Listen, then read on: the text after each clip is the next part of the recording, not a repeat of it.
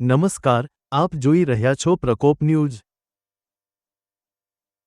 છોટાઉદેપુરમાં 15મી August સ્વતંત્રતા દિવસની ઉજવણીને અનુલક્ષીને જિલ્લા વહીવટી તંત્ર દ્વારા ભવ્ય તિરંગા યાત્રાનું આયોજન કરવામાં આવ્યું।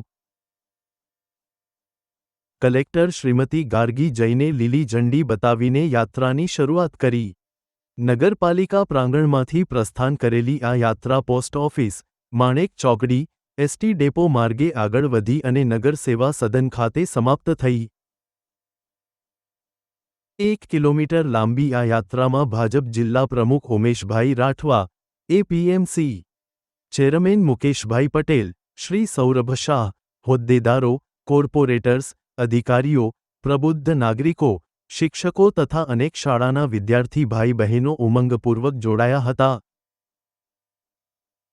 દેશપ્રેમના નારા ગુંજી ઉઠ્યા અને સ્વતંત્રતા સેનાનીઓ તથા શહીદોને યાદ કરીને તેમને શ્રદ્ધાંજલિ આપવામાં આવી।